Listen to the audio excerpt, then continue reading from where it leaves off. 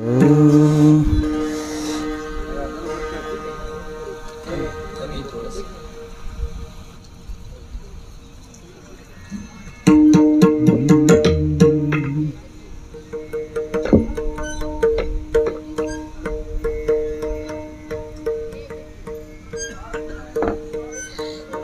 लावत नाही, हार्मोनियम वाजवायला नाही कोण. हनुमंत महाराज आहेत ना, हार्मोनियम वाजवा ना, वाजवा. काय असं बसून तरी होणार. मग बसूनच राहायचं तर हार्मोनियम वाजवा ना. नाही कंटाळा आला असं द्या लावा त्याच्यावरच, म्हणजे कमी जास्त कुठं झालं तरी अडचण येत नाही. वाजवा स्वर.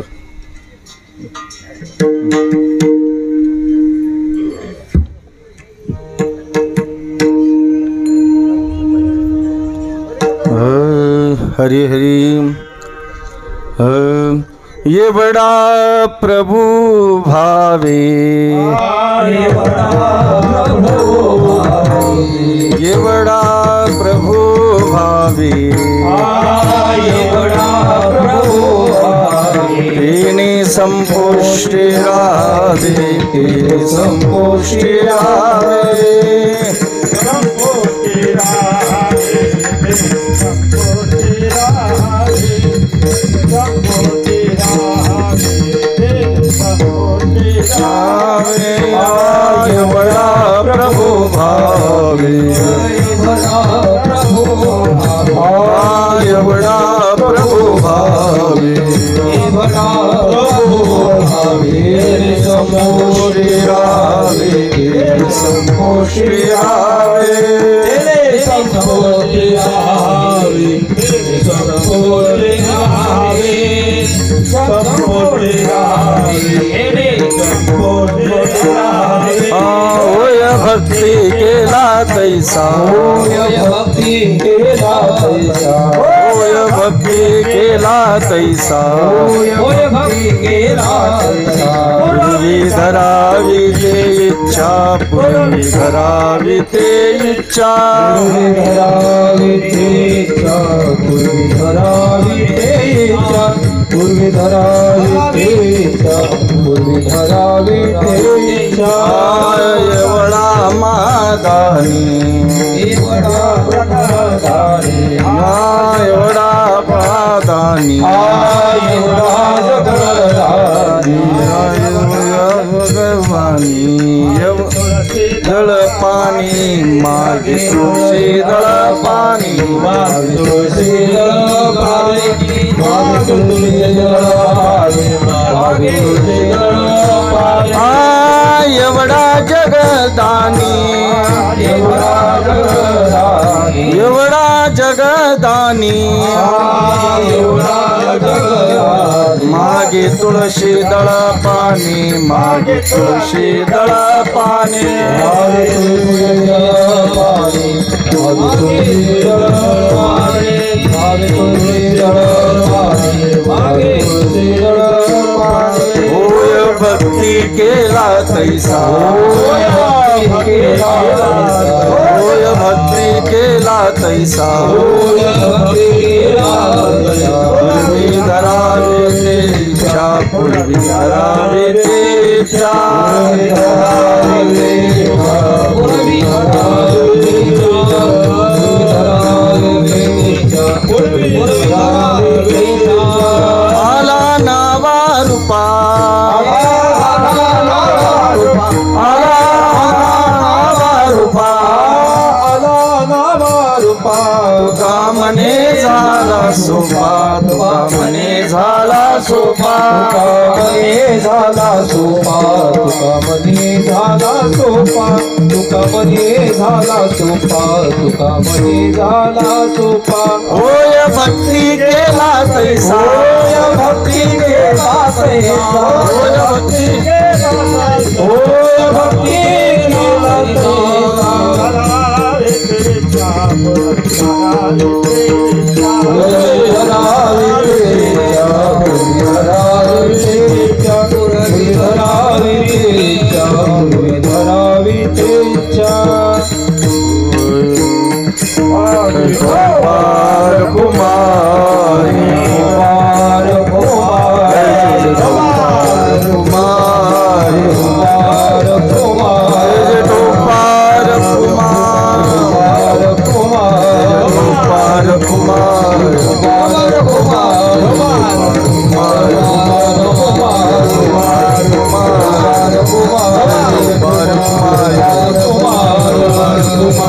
कुमार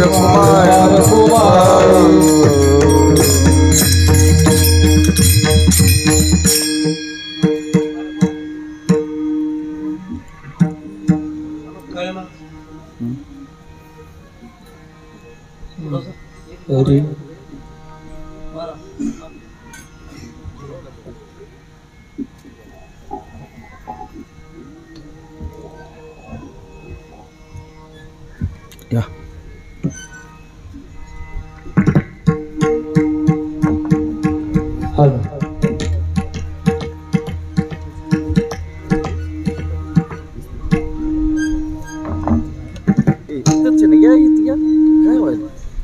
वायर बरोबर म्हणा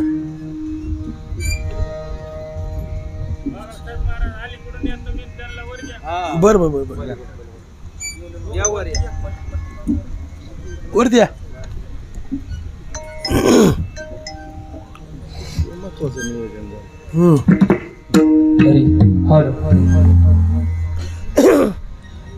एवढा प्रभु भावे एवढा प्रभु भावे एवढा प्रभु भावे एवढा प्रभु भावे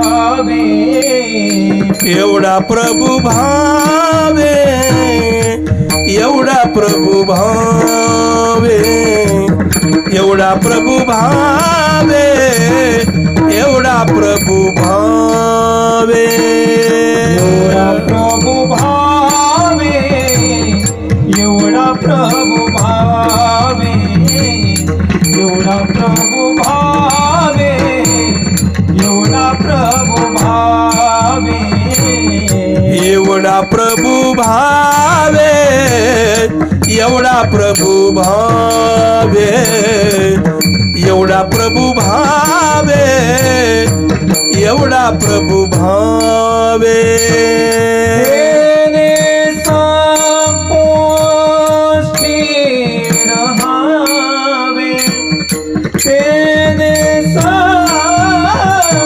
संपुष्टि रहावे भूय भक्ति केला तैसा भूय भक्ति केला तैसा तेन संपुष्टि राहावे तेन संपुष्टि राहावे होय भक्ति केला तैसा होय भक्ति केला तैसा एवढा प्रभु भावे एवढा प्रभु भावे एवढा प्रभु भावे एवढा प्रभु भावे एवढा प्रभु भावे एवढा प्रभु भावे एवढा प्रभु भावे एवढा प्रभु भावे एवढा प्रभु भावे तेने संपुष्टि रहावे तेने संपुष्टि रहावे भूय भक्ति केला तैसा भूय भक्ति केला तैसा तेन संपुष्टि राहावे तेन संपुष्टि राहावे होय भक्ति केला तैसा होय भक्ति केला तैसा धरावी तेचा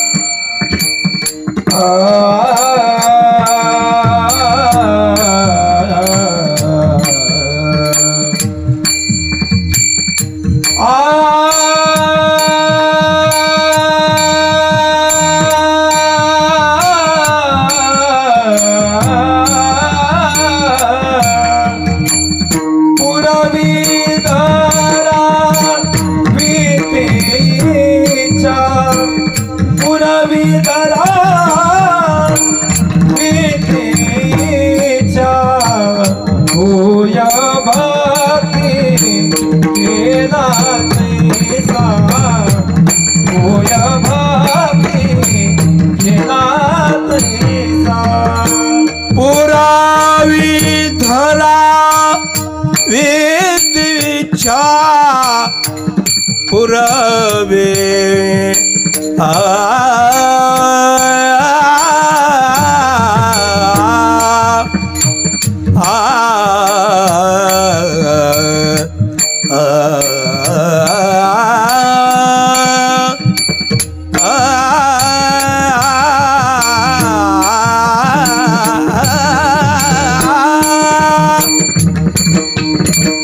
पुरावी धरावी तेच्या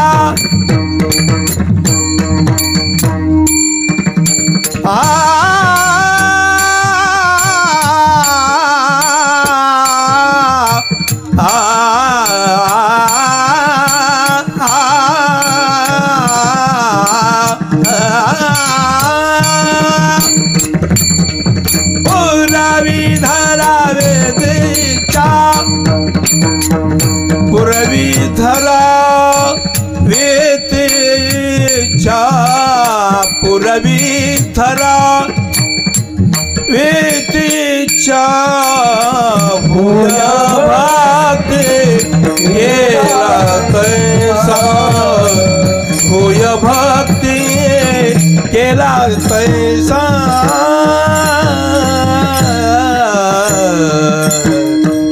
विठ्ठल विठ्ठल विठ्ठल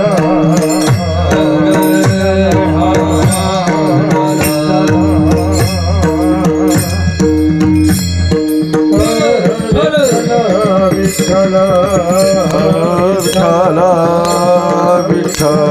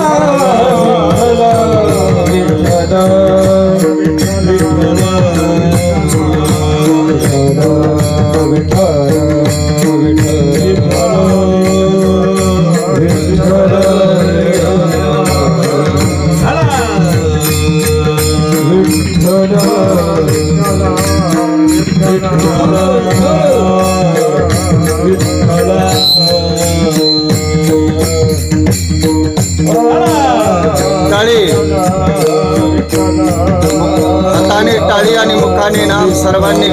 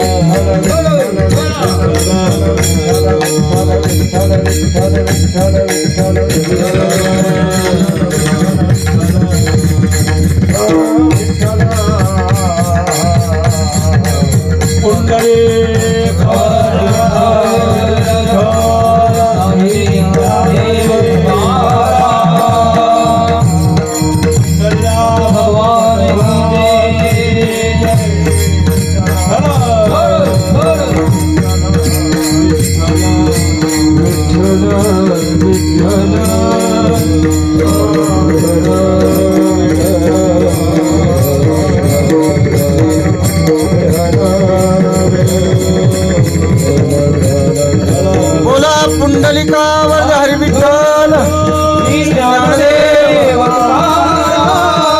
पंढरीनाथ भगवान माऊली ज्ञानेश्वर महाराज जगद्गुरु तुकाराम महाराज पवनसूत हनुमान महाराज संत शिरोमणी सावता महाराज नम पार्वती पदे शिव हर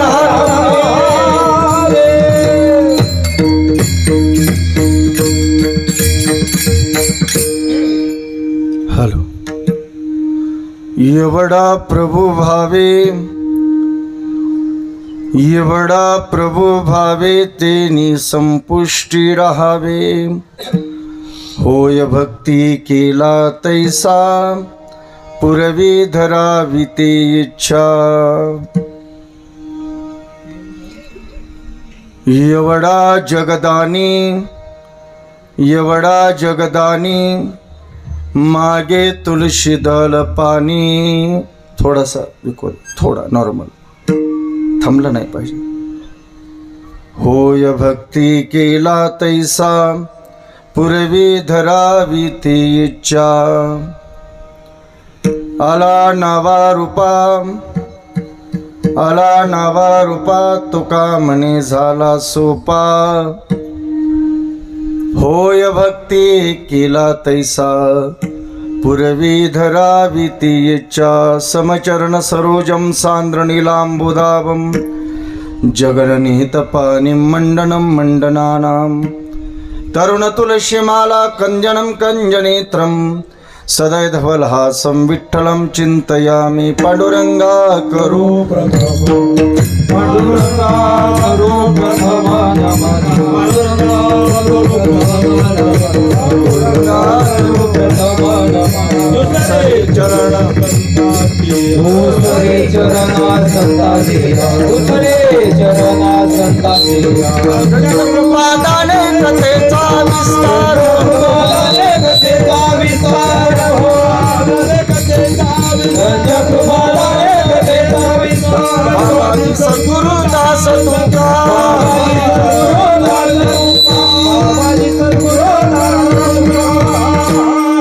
विवेकाने जाणी सुघटित समाजा टिकविले. महासिद्धांताचे हृदय रसिकत्व कलिले. रसोत रसोत्तर तरविला श्री भागवत तरू. तया ज्ञानीशाते विमलवतीने वंदन करो. ओम नमो ज्ञानेश्वरा, ओम नमो ज्ञानेश्वरा.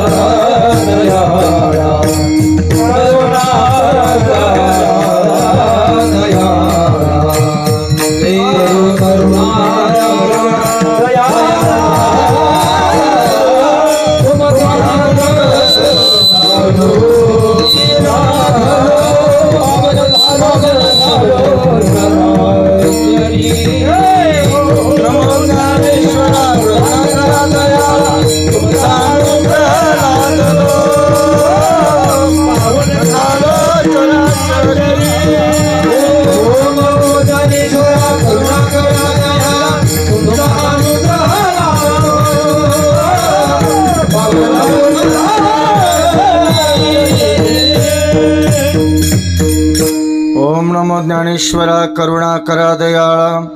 तुमचा अनुग्रह लादलो पावन झालो चराचरी. मी कला कुसरी काहीच नेने बोलतो वचने अति भाविका. मनोजवं मारुततुल्यवेगं जितेन्द्रियं बुद्धिमतां वरिष्ठं. वातात्मजं वानरयोतमुख्यं श्रीरामदूतं शरणं प्रपद्ये. लोकाभिरामं रणरङ्गधीरं राजीवनेत्रं रघुवंशनाथं कारुण्यरूपं करुणाकरन्तं श्रीरामचन्द्रं शरणं प्रपद्ये नमामि शमीशान निर्वाणरूपं विभुं व्यापकं ब्रह्मवेदस्वरूपं निजं निर्गुणं निर्विकल्पं निरीहं चिदाकाशमाकाशवासं भजेऽहं निराकारमोङ्कारमूलं तुरीयं गिराज्ञानभूतितमीशं गिरीशं करालं महाकालकालं कृपालं गुणागार संसार पारं नतोऽहं तुषाराद्रिसङ्काश गौरं गभीरं मनोभूत कोटि प्रभा श्री शरीरं स्फुरन्मौलिकल्लोलिनी चारु गंगा रसद्वाल बालेन्दु कंठे भुजंगा चलत्कुण्डलं भ्रुसुनेत्रं विशालं प्रसन्नाननं नीलकण्ठं दयालं प्रसन्नाननं नीलकण्ठं दयालं त्यांची आचरणा माझे दंडवत ज्यांचे धनवित्त पांडुरंग तेथे माझा जीव पावला विसावा म्हणून हावा भरलो शे विठाल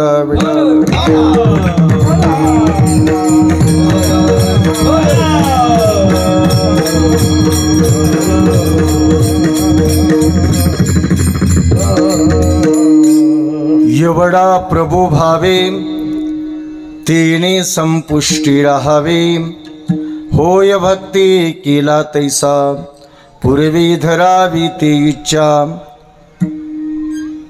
प्राप्त प्रसंगी भगवान पंढरीनाथाच्या सेवेसाठी आणि आपणा सर्वांच्या भक्ती साधनासाठी घेतलेला अभंग जगदवंद्य जगतमान्य देहो निवासी जगद्गुरु संत श्रेष्ठ श्री तुकोबाराय यांचा हा 4 चरणाचा अभंग आहे। यामध्ये श्री तुकोबाराय भगवंताच्या स्वरूपाची जाणीव ही करून देत असतानाच भक्ताबद्दल असणारी त्याची अधीनता आणि ती अधीनता त्यासाठी साधना कशी आहे या सर्वांचा विचाराने तुकोबाराय या अभंगाद्वारे करतात। या अभंगावर आपण विस्ताराने बोलणारच आहोत, पण त्यापूर्वी हा भव्य दिव्य असणारा महोत्सव आणि त्या औचित्याने असणारा थोडा परिहार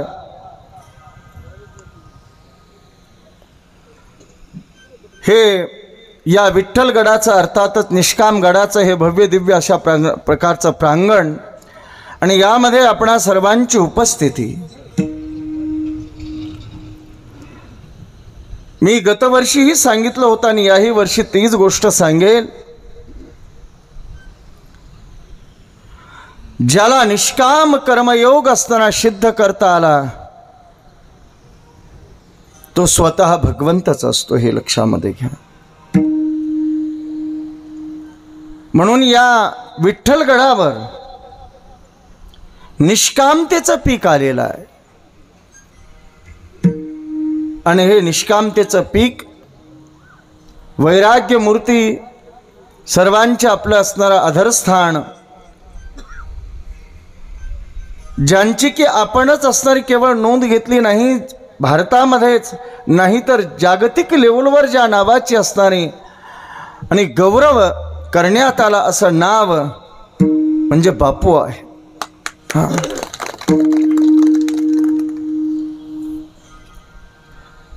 आपण कशाला मोठं समजतो हा ज्याच्या त्याच्या व्यक्तिगत असणारा स्वभावाचा प्रश्न आहे,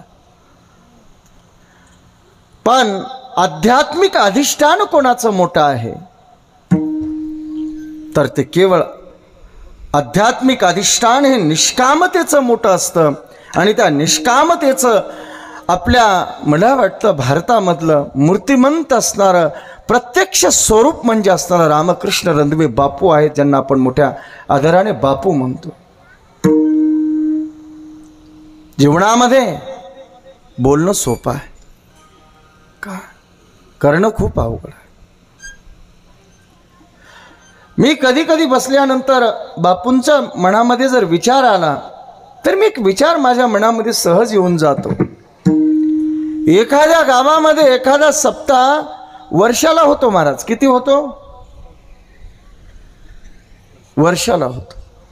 मला वाटतं एका घरामधून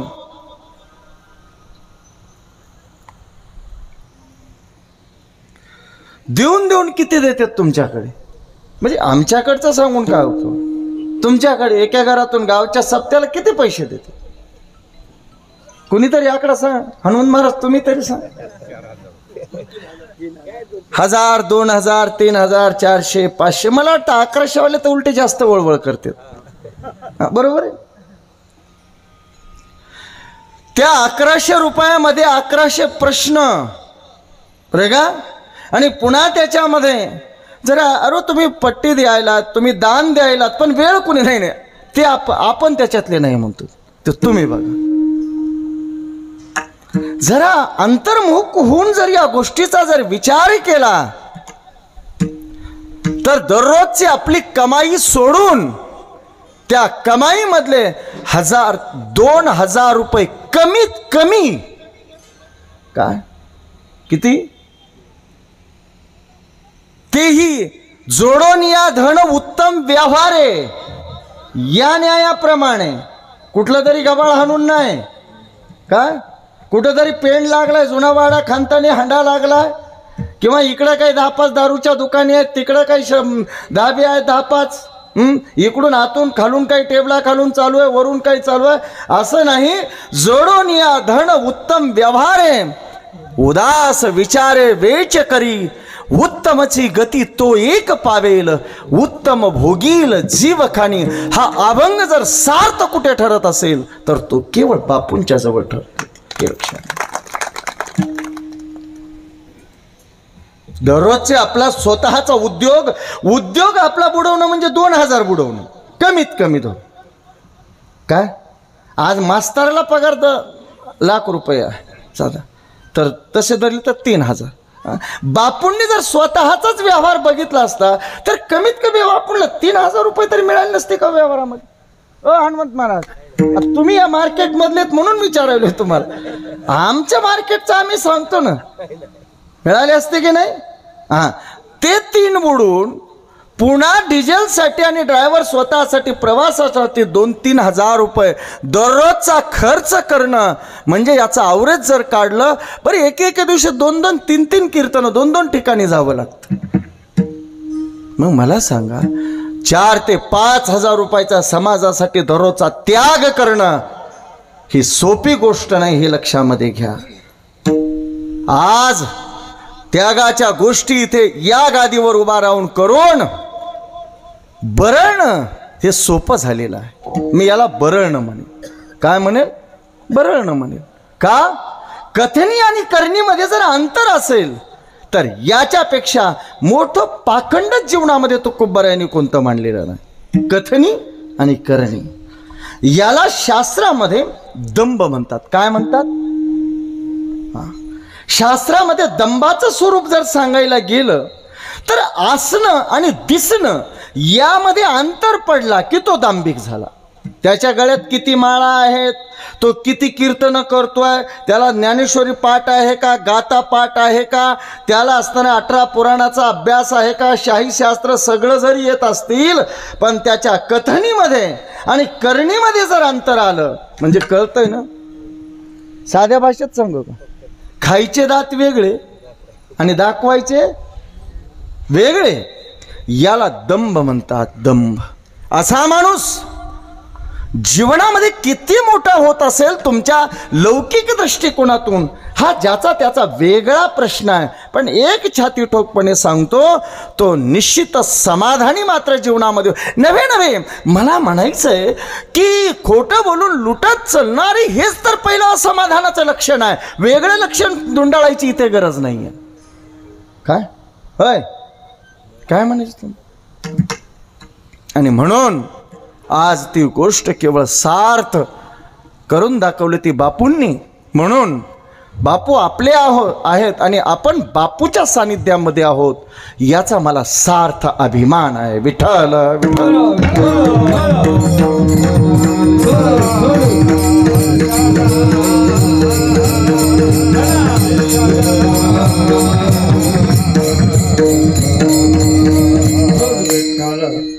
खरोखरच मला म्हणायचंय, ज्या गीतेवर आपण बोलतो निष्काम कर्मयोग गीतेमधला मी सांगतो काय, आणि तोच कर्मयोग सांगण्याचे जर मुबलक भरमसाठ आम्ही जर मानधन घेत असू तर तो निष्काम कर्मयोग आम्हाला सांगण्याचा अधिकार आहे? तुम्हाला काय वाटतं? होय, मला म्हणायचंय की विरोध मी कुणाची आलोचना करत नाही, कोणी समजत असेल तर खुशाल समजून घ्या, काही त्याची मलाही अडचण नाही काय. हां, निश्चितच या मताचं कोणीच खंडन करणार नाही. इतना दीजिए साईं जामे कुटुंब समाय, मैं भी भूखा ना रहूं और साधू भूखा न जाय. काय, या मताचं कोणी खंडन केलेलं नाही काय. मला म्हणायचंय की ज्याच्यामधले कॉन्ट्रॅक्ट बघा, कॉन्ट्रॅक्ट स्वरूपामध्ये जर कथा कीर्तन होत असतील तर अवघड आहे. ते इथंच बोलू शकतो बरं का, दुसरीकडे नाहीत बोलू शकत. काय दुसरीकडे बोलायला मग ते निंदा करायला. मला एक म्हणायचंय, ज्याला जर निंदा समजत असाल तर मग खरं बोलायचं का नाही हा प्रश्न शिल्लकच राहतो ना. आणि मग खोटं जर तोंडापुरतं चोपडं बोलायचं म्हणलं तर त्याला परमार्थ म्हणताच येणार नाही काय, ती सरळ दांभिकता म्हणताय.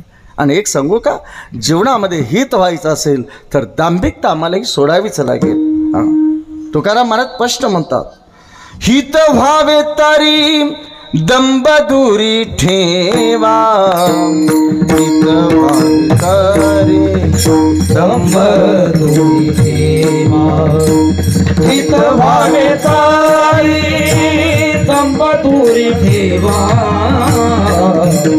हित व्हावे तरी दंभ दूरी ठेवा, हित व्हावे तरी दंभ दूरी ठेवा, हित व्हावे तरी दंभ दूरी ठेवा, हित व्हावे तरी दंभ दूरी ठेवा, हित व्हावे तरी दंभ दूरी ठेवा, हित व्हावे तरी दंभ दूरी ठेवा, हित व्हावे तरी दंभ दूरी ठेवा, हित व्हावे तरी दंभ दूरी ठेवा, हित व्हावे तरी दंभ दूरी ठेवा, हित व्हावे तरी दंभ दूरी ठेवा, हित व्हावे तरी दंभ दूरी ठेवा, हित व्हावे तरी दंभ दूरी ठेवा, हित व्हावे तरी दंभ दूरी ठेवा, चित्त शुद्धी सेवा देवाची, चित्त शुद्धी देवाची,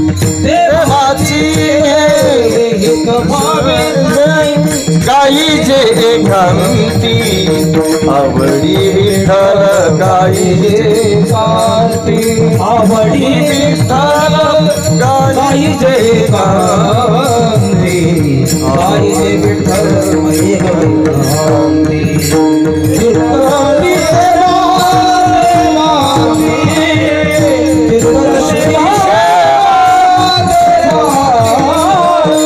आवडी विठ्ठल, गाई जे कांती, आवडी विठ्ठल गाई जे कांती, आवडी विठ्ठल गाई जे कांती, आवडी विठ्ठल गाई जे कांती.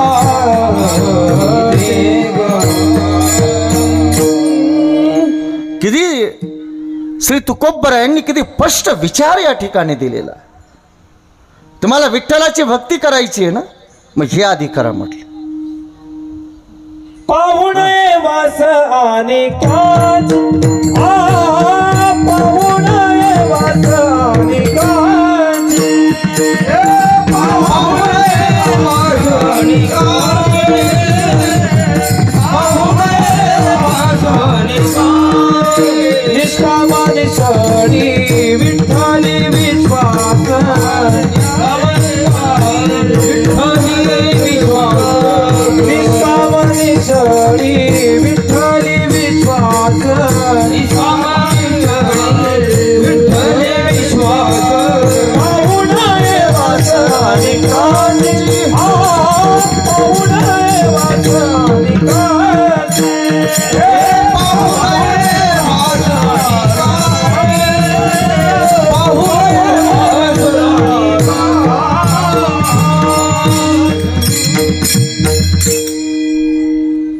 निष्काम निश्चळ विठ्ठले विश्वास पाहो नये वास अनेकांची. सगळे मुद्दे बराबर येतील, पण हा मुद्दा जर बराबर केला तर कोणता? हित व्हावे तरी दंबदुरी ठेवा. बरे का हनुमंत महाराज? हा मुद्दा जर शिल्लक राहिला ना, तुमचे काही करावं तुम्ही. गर्दीला परमार्थ समजत असाल तर सेलिब्रिटीकडे काय कमी गर्दी नसते का? अंग प्रदर्शन करणारे जे सेलिब्रिटी आहेत ते जर येऊ द्या पाठवद्यामध्ये काय कमी गर्दी होती का? त्यांनाही सुरक्षा द्यावीच लागते ना. म्हणून आम्ही जर बहिर्वैभवामध्ये जर परमार्थ शोधत असू तर नाही. परमार्थ हा तत्वाचा आहे. तत्व सांगतंय काय परमार्थाचं? तुम्हाला पहिली दांभिकता सोडावी लागेल. जेव्हा तुम्ही दांभिकता सोडाल ना, त्यावेळेस तुम्ही कराल तो परमार्थ आहे. हा, कराल ती पूजा आहे. हा, तुम्हाला पूजेची गरज नाही. शंकराचार्य जशी मानसिक पूजा सांगतात.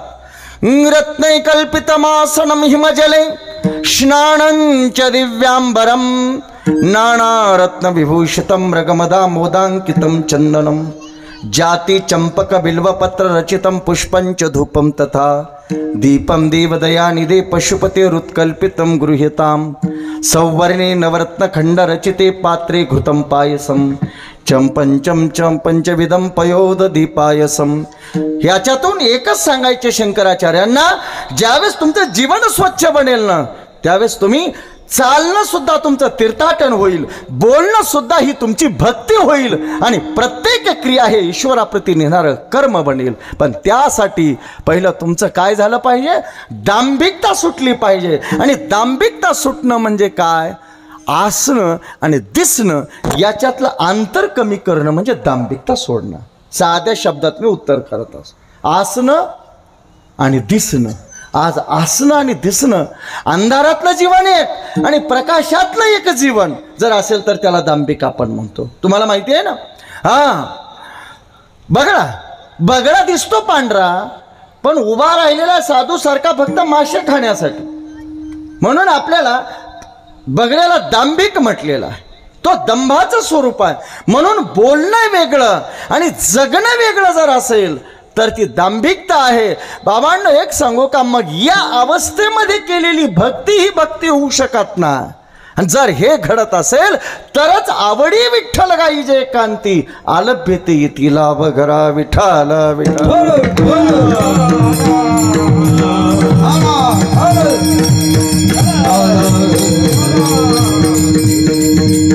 म्हणून या गोष्टीला टाळण्याचा जर प्रयत्न कोणी केला असेल तर ते आमच्या प्रत्यक्ष मूर्ती कोण असेल तर ते बापू आहे. काय आहे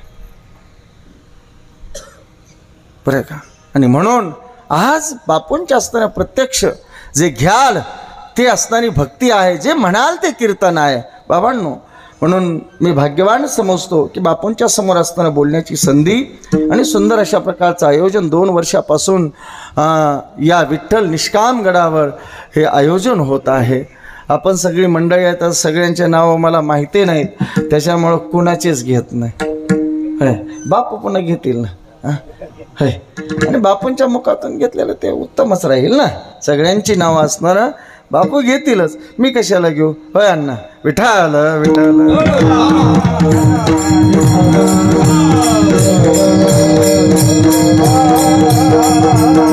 मला 2-3 नावं माहिती आहेत फक्त. म्हणजे आदरणीय प्रसिद्ध कीर्तनकार आणि सुंदर अशा गायनामध्ये तुम्ही खरं भाग्यवान आहेत तुम्ही 2 जण बरं का. कारण की बापूंचं तुम्हाला सानिध्य सदैव त्या निमित्ताने लाभतं. एक सांगू का? खरं म्हणजे जिथे की सतसंग म्हणजे काय असतो? काय सतसंग ना, मी एक गोष्ट लक्षात ठेवा, मी माझी दृष्टी खूप बदललेली आहे. सतसंग म्हणजे बाबांनो, खूप काही माणसं जमणं म्हणजे सतसंग नाही. खूप पांढऱ्या फॅक कपड्यावाले माणसं जमणं म्हणजे असताना सतसंग असू शकत नाही. खूप भगव्या कपडेवाले एकत्रित झाले म्हणजे सतसंग असू शकत नाही. तुकोबरात स्पष्ट म्हणतात, भगवे तरी श्वान सहज वेश त्याचा.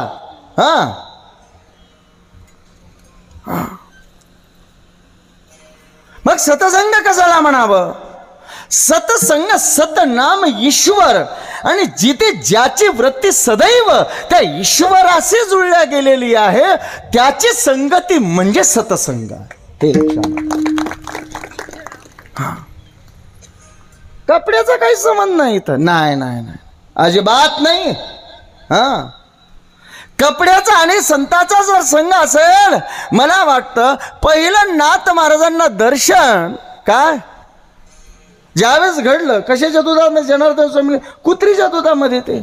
पण शेवटी त्याच्यामधूनच असताना त्या चांडाळामधूनच साक्षात दत्त भगवान प्रगट झाले. इतिहास मला इथे सांगायचा नाही, माझ्याकडे एवढा वेळ नाही.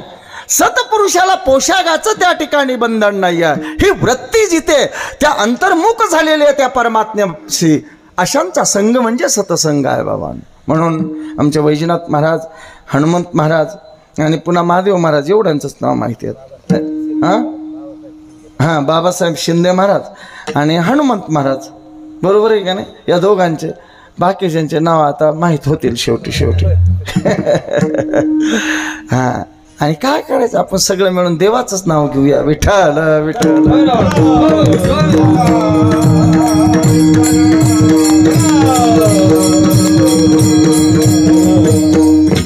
एवढा प्रभू भावे तिने संपुष्टी राहावे, होय भक्ती केला तैसा पूर्वी धरावी ते इच्छा. बाबांनो, एक लक्षामध्ये घ्या, सर्व व्यापकता काय असेल तर ती ईश्वराची आहे. काय आम्ही सर्व व्यापकता ईश्वराची मान्य करून मानत नाहीत, हे किती कमाल आहे क्यों. हा, जगद्गुरु श्री तुकोबाराय अभंगाद्वारे भगवंताचं स्वरूप स्पष्ट करण्याचा प्रयत्न करतात. पण भगवंताच्या स्वरूपाबद्दल जेव्हा तुकोबरायांनी दृष्टिक्षेप टाकला तेव्हा यतंबूत असा शब्दच त्यांना मिळाला नाही. होय, यतंबूत शब्द त्यांना मिळाला नाही, अजिबात मिळाला. केवळा भगवान परमात्म्याचं अस्तित्व केवढं आहे आणि तो केवढा आहे. बघा, भगवंताचं अस्तित्व हे तर विशालात महान आहे, विशाल आहे. मग विशाल म्हणून का, अगणित जे सांगता येणार नाही असं आहे म्हणून का तुकोबराय थांबले नाहीत? तर येथे जी भगवंताच्या स्वरूपाची जी तुकोबरायांनी ओळख करून दिलेली ना, ती एका विशिष्ट आयमामध्ये करून दिलेली आहे. ज्ञानेश्वर माऊलींना जर त्यांच्याबद्दल स्वरूपाबद्दल विचारायला गेलं तर ज्ञानराज माऊली स्पष्ट म्हणतात. काय म्हणतात? सत्य ज्ञानानंत गगनाची प्रावरण, सत्य ज्ञानानंत गगनाची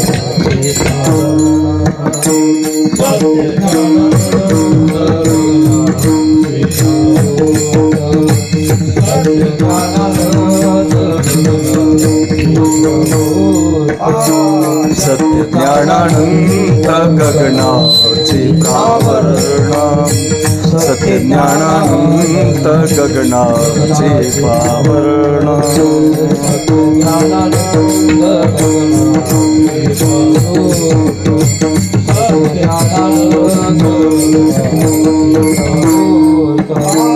नाही रूप गुण वर्ण तेथे, नाही रूप गुण वर्ण तेथे, तो हारे श्री हरी पाहिला डोळे भारी, तो हारे श्री हरी पाहिला डोळे भारी, तो हारे श्री हरी पाहिला डोळे भारी, तो हारे श्री हरी पाहिला डोळे भारी.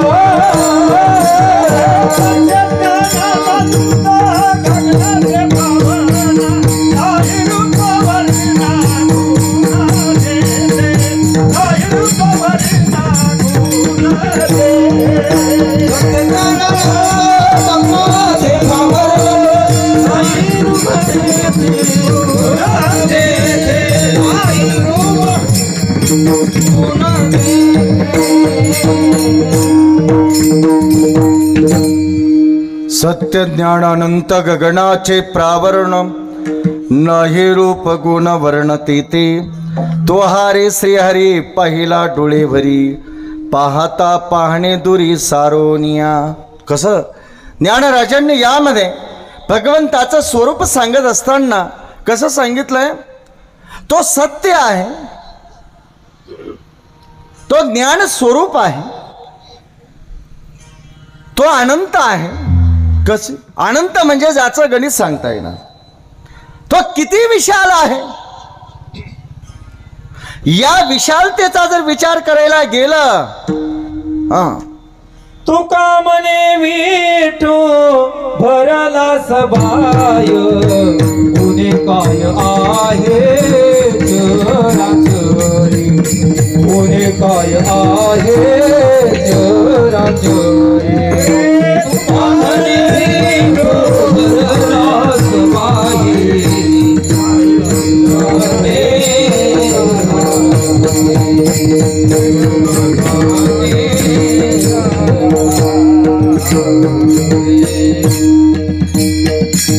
तो किती विशाल आहे.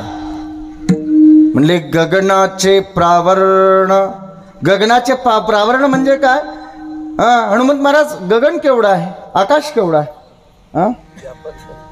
हे रे त्याची विशालता सांगता येईल? नाही सांगता येईल. कुणाला सांगता येईल? नाही सांगता येईल. मग मला सांगा, तुम्ही झोपता, तुमचं चादर मोठं लांब आहे का तुम्ही लांब आहेत जास्त? तुम्ही पांघरता ते वाकड मोठे आहे का तुम्ही मोठे आहेत? गोधड लांब आहे का तुम्ही लांब आहेत? है बर, तुम्ही किती 5.5 फुटाचं, गोधड जर 5 फुटाचं असलं तर पायाला पुरतंय का? कमीत कमी 7 फुटाचं लागतं, तेव्हा डोक्याखाली येतं आणि इकडून पायाला येतं. नाही तर इकडं ओढलं की तिकडं रिकाम, आणि तिकडं पायानं ताणलं की इकडून रिकाम. म्हणजे अर्थातच माणसात जो पांघरणारा आहे त्याच्यापेक्षा पांघरून हे मोठं आणि विस्तारित असतं. अरे हे गगन आहे, हे गगन केवढं हेच सांगता येत नाही, तर माझा भगवंत त्या गगनाचं पांघरून आहे म्हणतात ज्ञानराज. प्रावरण म्हणजे आवरण आहे, त्याचं पांघरून आहे. म्हणजे महाराज, मग हे एवढा मोठा भगवान नेमका आहे कसा? नाही रूप गुण वर्णत येते. पुन्हा दुसरी भूमिका एवढा आहे, केवढा? एवढा. मग म्हणले त्याला कसा दिसतोय? म्हणले नाही रूप गुण वर्ण तेथे. मग म्हणले आता केवढा? मग केवढा म्हणून सांगायचं? इथं सांगितलं गगनाचं प्रावरण आहे, आणि लगेच पुढे म्हणतात नाही रूप गुण वर्ण तेथे. त्याला रूपही नाही, रंगही नाही. रंग नहीं, रूप नहीं, नहीं वर्ण छाया, नहीं रूप नहीं, नहीं वर्ण छाया. रंग नहीं, रूप नहीं, नहीं वर्ण छाया. रंग नहीं, रूप नहीं, नहीं वर्ण छाया. निराकार निर्गुण तुझी रघुराया, निराकार निर्गुण तुझी रघुराया. निराकार निर्गुण तुझी रघुराया. तुझी रघुराया. मैं गुलाम, मैं गुलाम, मैं गुलाम तेरा.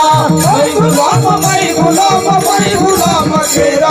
मैं गुलाम, मैं गुलाम, मैं गुलाम तेरा. मैं गुलाम, मैं गुलाम, मैं गुलाम तेरा.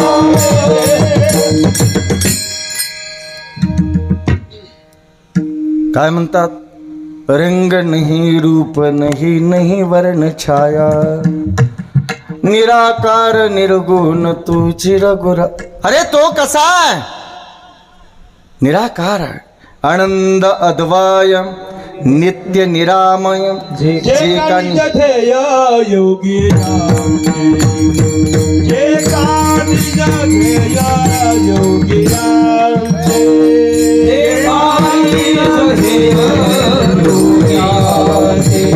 जे का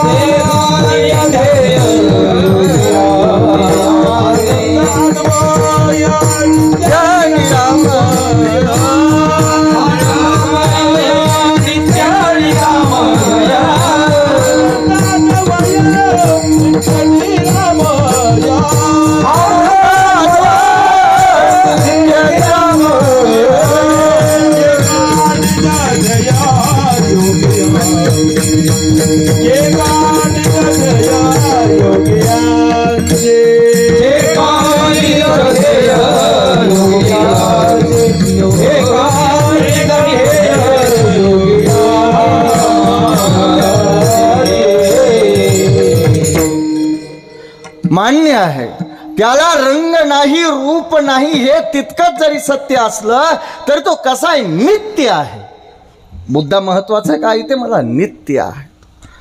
नित्य म्हणजे कसा, नित्य म्हणजे एक सांगू का, ज्याला मागेही आणि पुढेही,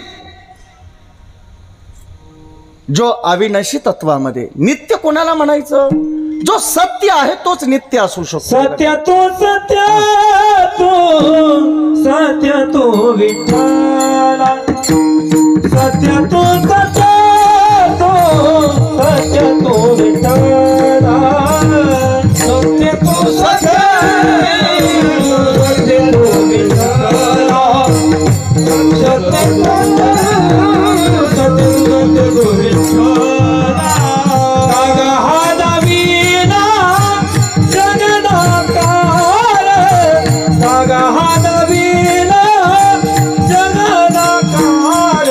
सत्य तो सत्य तो सत्य तो विठ्ठला, सत्य तो सत्य तो सत्य तो विठ्ठला.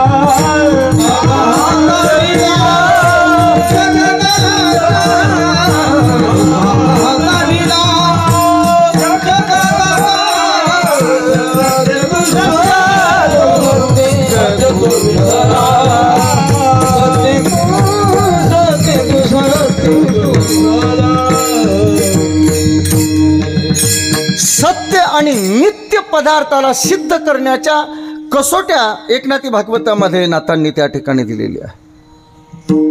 ते म्हणतात, हा बर का चोपदार मामा, तुम्ही याच्या अगोदर होतात का इथं पाठवू द्याला, ह्याच्या आधी, हो जन्माच्या आधी, ह्याच्या आधी म्हणजे मी कालचं नाही विचारायलो, जन्माच्या अगोदर नव्हतात, आज आहेत.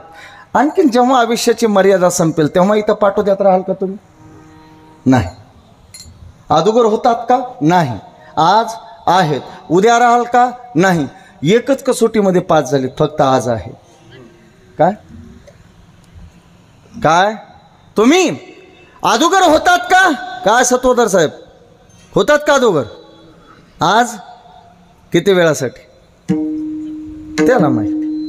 बघा कसं म्हणायचं नित्य, उद्या काय भरोसा, राहणार नाही.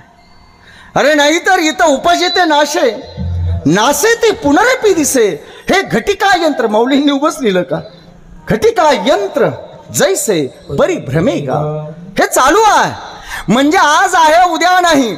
पण माझ्या भगवंताचं वर्णन करत असताना शास्त्राने वर्णन केलं, अहमी वासमी वाग्री नान्यद सद सद परम पश्चादहम यदि तस्य यौवसिष्येत सूक्ष्म्यहम ऋतीर्त्यम प्रतीयेत न प्रतीयेत चात्मनि तद्विद्यादात्मनो मायां यथा भासो यथा तमः यथा महन्ति भूतानि भूतेषु चावचेष्वनु प्रविष्टान्य प्रविष्टानि तथा तेषु न तेष्वहम् एतावदेव जिज्ञास्यं तत्त्वजिज्ञासुनात्मनः अन्वये व्यतिरेकाभ्याम यच्छात् सर्वत्र सर्वदा. स्पष्ट लिहिलं, अहमेवास्मीवाग्रे. कसा आहे तो, म्हणले या अगोदर काहीच नव्हतं तेव्हा सुद्धा तो होता. कोण तो,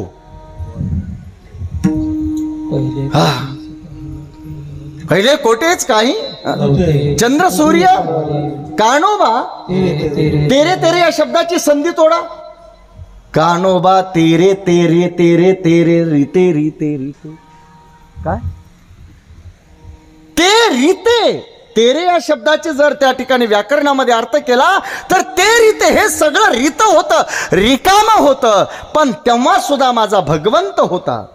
बर म्हणले आज आहे ना तो दोन. बघा या विश्व, अरे बाबांनो कुठे आहे तो, सगळीकडे आहे, कुठे नाही. देवनटला नाना बोली, देवनटला नाना बोली, देवनटला नाना बोली,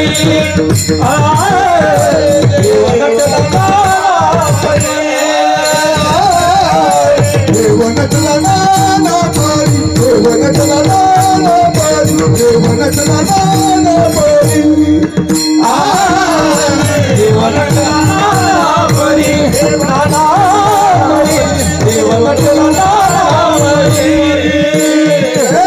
भगवानी उरला नाचली भगवानी उरला नाचली देव नटला नानापरी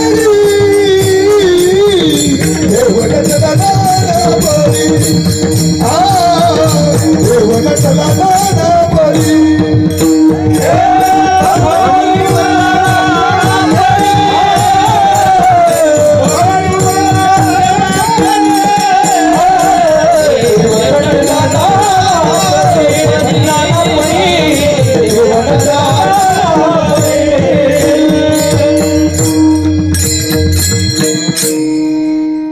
जन नव्हेचे अवघा जनार्दन. भगवान कसा नटलेला आहे. एका सागरामध्ये राहणाऱ्या एका मासोळीने दुसऱ्या मासोळीला विचारले, बहिणा एक मला सांग, हा सागर तरी नेमका केवढा आहे. कोण? एक सागरामध्ये राहणारी मासोळी दुसऱ्या मासोळीला विचारते, बहिणा हा सागर तरी नेमका केवढा आहे. मी त्याची खूप चर्चा ऐकली, तो खूप विशाल आहे. काय तो नेमका मला कुठं भेटेल आणि कधी भेटेल आणि कसा भेटेल, त्याला मला खूप पाहण्याची इच्छा आहे.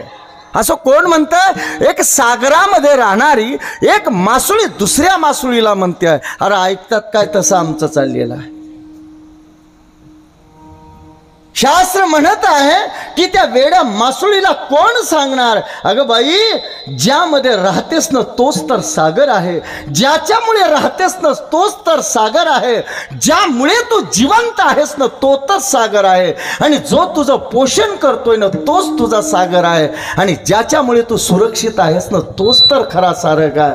तसा या अज्ञानी जीवाला कोण सांगणार? अरे ज्यामध्ये राहतात ना जे जन म्हणताना हे जन नाही तर तो जनार्दन. सर्वा गटी राम देहा देही एक सर्वा गटी राम सूर्य प्रकाशक रश्मी सूर्य प्रकाशक रश्मी राम देहा देही एक सूर्य प्रकाशक रश्मी सूर्य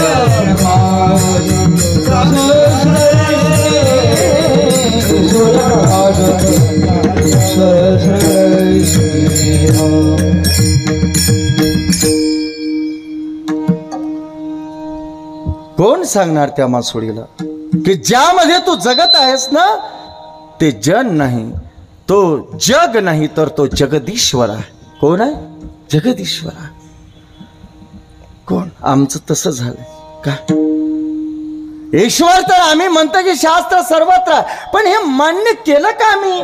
त्याची व्यापकता नुसतं आम्ही बोलतो काय की सर्व ठिकाणी जन नव्हेची अवघा जनार्दन विभीष्टी व्यापनोती सकलम जगत इति विष्णू. बर, म्हणजे अदुगर भगवंत होता, आज जगाच्या रूपानेही तो सर्वाच्या रूपाने आहे, साक्षी रूपाने या ठिकाणी. बर, या जगाच्या अंती सुद्धा तो शिल्लक राहणार आहे. मग म्हणले महाराज, नेमका देव अदुगर सुद्धा आहे, जगामध्ये सुद्धा आहे आणि जग समाप्त झाल्यानंतर सुद्धा तो शिल्लक राहणार आहे. मग एवढं असताना आम्हाला दिसत कसं नाही? म्हणले त्यालाच तर माया म्हणतात. ऋतेर्त्यम प्रतियत्न प्रतियत चात्मनी तद्विद्यादात्मनो मायम यथा भासो यथा तमः. आणि याला जाणणं, त्या भगवंताला जाणणं, यालाच खरं ज्ञान म्हणतात. पुस्तक पाठ करण्याला ज्ञान शास्त्रामध्ये म्हणल्या गेलेलं नाही. भगवंताच्या त्या वास्तव स्वरूपाला जाणणं याचं नाव ज्ञान. एतावदेव जिज्ञासम तत्व जिज्ञासुनात्मनः. त्याला जाणण्याची जिज्ञासा असणं आणि त्याला जाणणं यालाच ज्ञान म्हणतात. विठ्ठल विठ्ठल.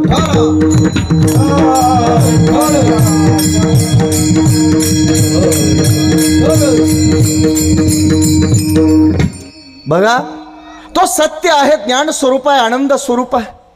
तो नित्य आहे, निरामय आहे. बरोबर आहे. तो एवढा आहे की आकाशाचा पांघरुण आहे. काय? तो आकाशाचं पांघरूण आहे, एवढा मोठा आहे, जगाच्या रूपाने म्हणाल तर तो प्रत्येकामध्ये नटलेला आहे. जगाचे गवसने प्रमारती केले, जगाचे गवसने प्रमारती केले, जगाचे गवसने प्रमारती केले, जगाचे गवसने प्रमारती केले,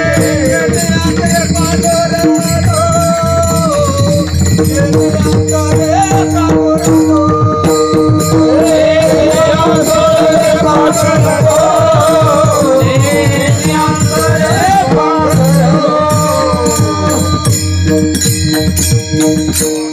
जगाच्या रूपाने सर्वत्र आहे, हेही तितकंच आहे.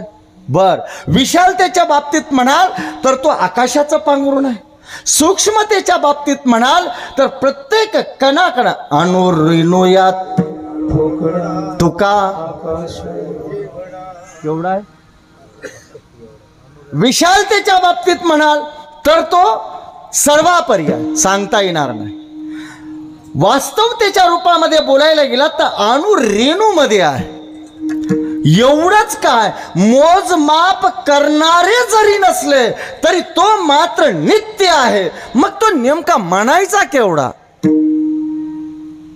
काय देवाला नेमकं येतंबूत म्हणायचं केवढं? मी तर एवढं म्हणेल, देवाला या जगामध्ये कोणीच जाणू शकलं नाही तो केवढा आहे म्हणून. आणि जो जाणू शकला तो देवापेक्षा वेगळा राहू शकला नाही. विठ्ठल विठ्ठल.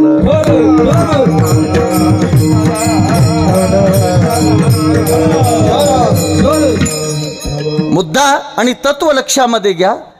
देव केवढा आहे म्हणून कोणी जाणू शकला नाही, आणि जो जीव त्याला तो केवढा आहे म्हणून जाणून ज्या क्षणी जाणला गेला तो जीव जीव राहिला नाही, तर तो त्या ठिकाणी शिव, तो स्वतः भगवंतच बनला गेला. ज्ञानेश्वरीमध्ये ज्ञानराज माऊली म्हणतात, मामी विश्वेश्वरू भेटे ही जीव ग्रंथी न तुटे, हे बोल चिवोकटे कानी नको लावू. काय, भगवंत जर भेटला आणि तो जर मिळाला आणि तो कळाला तर तो जीव जीव राहू शकत नाही, तर तो जीव सुद्धा मीच होतो, तो वेगळा माझ्यापेक्षा राहू शकत नाही. म्हणून या जीवाच्या संदर्भाने जर भगवंत कसा आहे हे जर तुकोबरायला सांगायचाच प्रश्न पडला तर कसं म्हणून सांगावं आणि केवढा म्हणून सांगावा. म्हणून असा विशिष्ट शब्द प्रयोग तुकोबरायांनी यामध्ये केलेला नाही. फक्त देव एवढा हेच अभंगामध्ये प्रभू भावे, प्रभू भावे, प्रभू भावे, प्रभू भावे,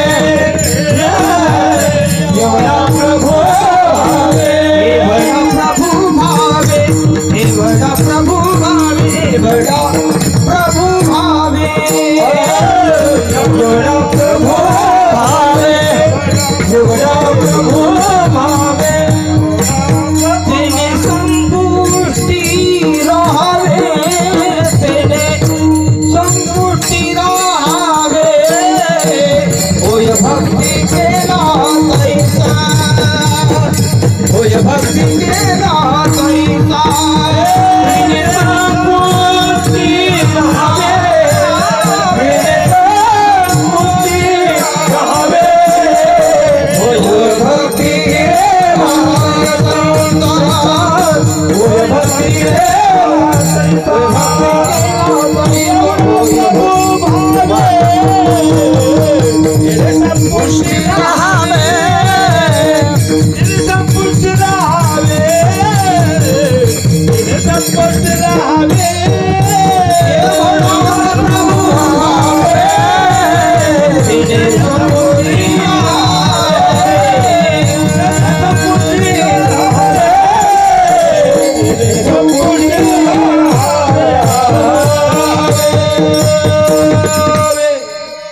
एवढा प्रभू भावे, एवढा एवढा एवढा केवढा नाही सांगता येणार.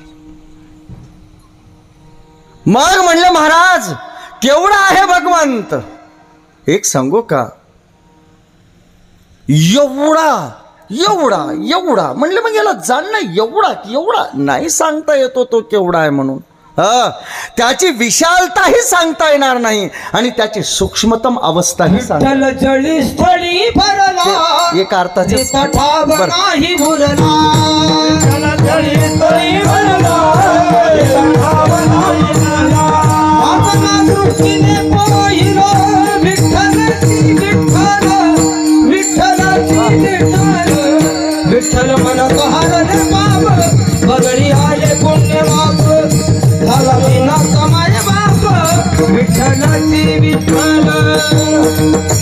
वा,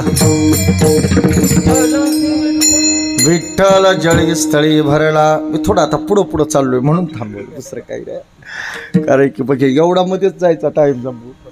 पुन्हा म्हणते महाराज नुसतं एवढंच म्हणून गेलेत भाऊ, इथून काय करा विठ्ठल विठ्ठल.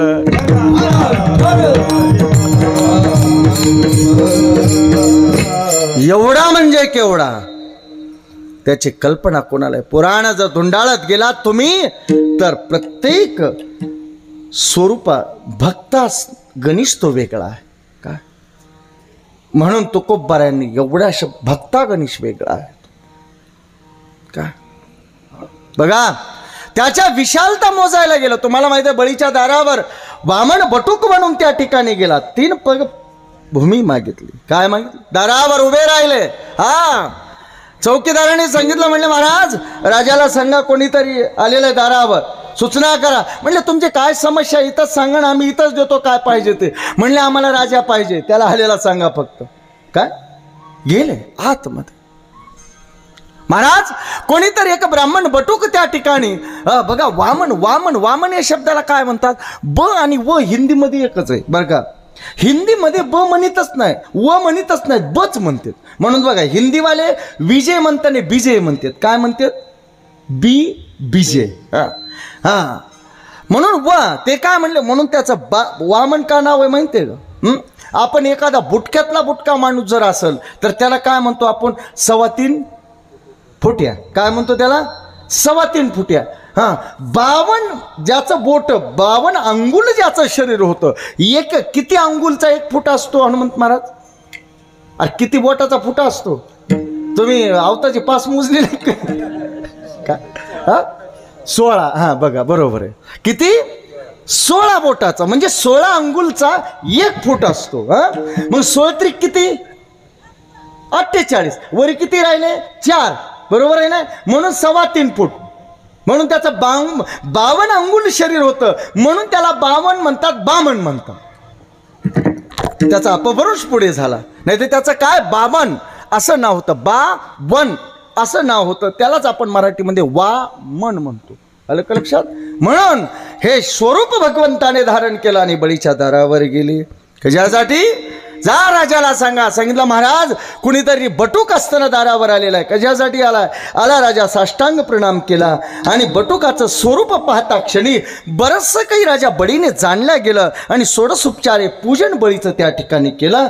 म्हणले महाराज काय पाहिजे ते मागा. म्हणले आपल्याला काय इच्छित. बळीच्या दारावर आलेला असा कोणी परत जाऊ शकलेला नाही. सांगा काय पाहिजे सांगा. म्हणले काय नाही बाबा, सगळ्यांना प्रत्येकाला हक्काचं घर पाहिजे, प्रत्येकाला हक्काची शेती पाहिजे, प्रत्येकाला हक्काची जागा पाहिजे. मला वाटलं मला आसन घालून मांडण्यासाठी, भजन करण्यासाठी भगवंताचं थोडी हक्काची जागा असती तर बरं झालं असतं. म्हणले किती पाहिजे? काही एखादं राज्य पाहिजे का?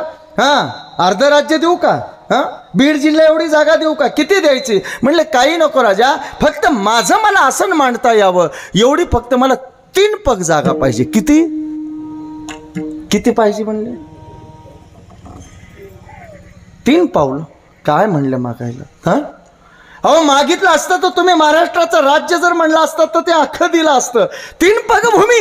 आणि ही काय मागायची गोष्ट आहे का? अरे तुम्हाला म्हणले द्या राजा, असं नको. म्हणले जिथं पाहिजे तिथं मोजा. अशी मोजणार नाही मी. आधी संकल्पने काय म्हणलं? अहो या बळीला अखंड जरी राज्य मागितलं असतं महाराज तरी समग्र तुम्हाला दिलं असतं. आणि 3 पाऊल भूमी. तेही म्हणले राजा तुमच्या पावलाने नाही माझ्या. हो बळी हसू लागला. म्हणले महाराज तुमच्या पावलाने? तुमच्या पावलानं तर किती येण्यावर इतीवर पाऊल पडायचा तुमचा. हा आधीच एवढंसं शरीर किती नाही म्हणले राजा, तेवढीच मला पाहिजे आहे, द्यायची असेल तर दे, संकल्प कर. म्हणले याच्यासाठी संकल्प नाही, नाही संकल्प केल्याशिवाय मोजणार ना. मोजा म्हणले नाही, आधी संकल्प पाहिजे. हातामध्ये असताना झारी घेतली आणि संकल्पासाठी पाणी घेणार इतक्यामध्ये कोण आले? शुक्राचार्य आले. बोल, ए बळी, अरे काय करत आहे तू? नजर टाकली वामनावर आणि टाकल्याबरोबर बळीने त्या वामनाने ओळखलं वामनाला. कोणी? शुक्राचार्याने. ईश तो वैरोचने साक्षात भगवान विष्णुरव्यय कश्यप अदितिर्जातो देवानां कार्य साधक. अरे हा तर साक्षात कश्यप आणि अदितीच्या उदरामध्ये जन्म घेतलेला, अवतरित झालेला हा साक्षात भगवान विष्णू आहे. हा याला संकल्प करू नको, वचन देऊ नको. दिलंस की काय? म्हणले नाही दिलं, नको देऊ. पण काही केल्या बळी ऐका ना. शेवटी काय केलं याने? म्हणले पाणी काढू लागले झारीतून. ऐकत नाही शिष्य. त्यावेळेस मात्र झारीमध्ये हे जाऊन बसलो गुरुजी. कुठं?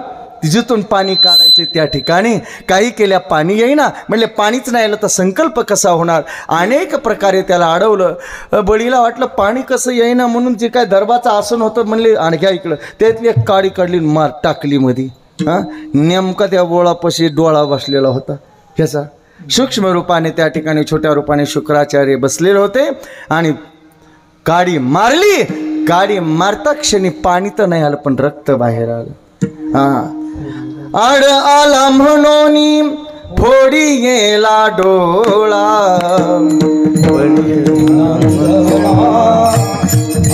शुक्र आड आला म्हणून फोडी गेला डोळा. आड आला म्हणून फोडी गेला डोळा. बळीने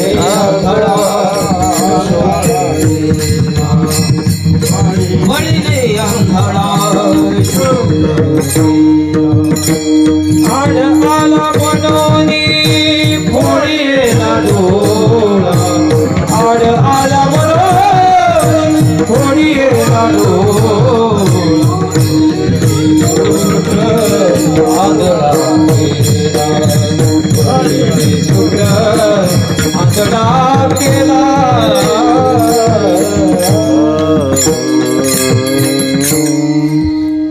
आंधळ केलं गुरुजीला. शेवटी मला सांगायचं की संकल्प पूर्ण झाला. म्हणले महाराज घ्या मोजून. काय म्हणले? घ्या मोजून. मोजायला सुरुवात केली. हां आणि एका पगामध्ये एवढंसं होतं. एवढं काय रूप बदलल्या गेलं भगवंताचं. आणि एका काही क्षणामध्ये पाऊल टाकायला पाऊल लांबतच चालला पण पाऊल खाली टेकना शिंदे महाराज. कुठपर्यंत गेला? अख्ख भूभाग आणि हा मृत्यूलोक सर्व त्याने व्यापून टाकला. पण पाऊल टेकला का? सुतळ लोकांमध्ये गेला. समग्र इथून खाल्लं जेवढं न खाल्लं तेवढं सगळं एका पावलाने मोजून टाकलं. दुसरा पाऊल टाकू लागले. जेवढी सप्तभुवनावर होती ना 14 भुवना, खाल्ली 7 आणि वरची 7. दुसऱ्या पावलाने म्हणले बळी लवकर सांगा उशीर व्हायला, तिसरा कुठे ठेवू? काय बरोबर आहे ना? लवकर सांगा तिसरा ठेवायचा कुठं? एक सांगू का महत्वाची गोष्ट एक लक्षामध्ये घ्या की इथे बळीने एक युक्तिवाद केलेला. सांग बळी लवकर. इतक्यामध्ये शेष प्रगट झाला. म्हणलं वचनपूर्ती करू शकलेला नाही, याला नागपाशामध्ये बंदिस्त करा. बळीने सांगितलं खबरदार हे कराल तर एक लक्षामध्ये घे भगवान. आणि आज एक सांगू का बळीच्या हृदयामध्ये दुःख नव्हतं, आनंदाचं भरतं आलेलं होतं बळीच्या हृदयामध्ये. का तर गुरुलाही सांगितलं की हा साक्षात जर विष्णू असेल ना तर माझं भाग्य असेल की तो माझ्या दारावर भिकारी बनून आलेला. सांग कुठं ठेवायचा? आणि युक्तिवाद मांडला बळीने. महाराज एक सांगा म्हणले, धन मोठं असतं का धनी मोठा असतो? कोण मोठं असतं? कोणीच उत्तर द्यायला. धन मोठं आहे का धनी मोठा आहे? का धन त्याने कमवलेलं असतं. बरोबर आहे ना. म्हणून धनी मोठा आहे. महाराज आत्तापर्यंत तुम्ही व्यापलंय ते केवळ माझं धन व्यापलेलं आहे, आणखीन हा धनी शिल्लक आहे काय. आणि ठेवा माझ्या मस्तकावर पाय. आणि मस्तकावर पाय याचे दोन भाव आहेत काय. मस्तकावर पाय ठेवला, अध्यात्मशास्त्र म्हणतंय की बळीवर अवकृपा केली नाही तर बळीच्या मस्तकामध्ये धनीपणाचा आणि दानीपणाचा अहंकार बसलेला होता, तो भगवंताने क्षीण केला आणि त्याला सुतळ लोकामध्ये घातलं. सुतळ बघा, अहंकार जिथं असतो ना तिथं सुतळ म्हणजे समानता. अहंकार असला की समानता असू शकते का? नाही. अहंकारी माणूस कधी मिसळतो का? इथं बसताना सुद्धा असं झटकून फटकून बसतोय, कुणी इकडून टेकतोय का, असं होतंय का? ना. धनीपणाचा अहंकार त्याचा क्षीण केला आणि भगवंताच्या चरणावर साक्षात त्या ठिकाणी लोटांगण घातलं. आणि शेवटी काय देऊ बळी म्हणले, सुतळ लोकाचं राज्य त्याला दिलं आणि म्हणले काही नाही, माझी एकच इच्छा आहे. म्हणले आता तू माझ्या दारावर उभा राहायचं. काय करायचं? दारावर उभा राहायचं. मग हातामध्ये काठी घेतली आणि बळीचा द्वारपाळ बनल्या गेला. आता मी तुम्हाला प्रश्न विचारतो, दारा ब्राह्मण बटूक बनून आलेला भगवान धरायचा आपण का एका पावलामध्ये विश्व व्यापणारा भगवान धरायचा का पुन्हा चोपदार असा भाला घेऊन दारावर उभा राहिला चोपदार म्हणून भगवान बघायचं? कोण्या रूपाने त्याचं वर्णन आम्ही करावं सांगा? कोण्या रूपानं करायचं? त्याची विशालता सांगायला गेलात तर ती आम्हाला सांगणंही शक्य नाही. आणि त्याची भक्तासाठी लघुता जर म्हणायला गेलात तर तीही वर्णन करणं शक्य नाही.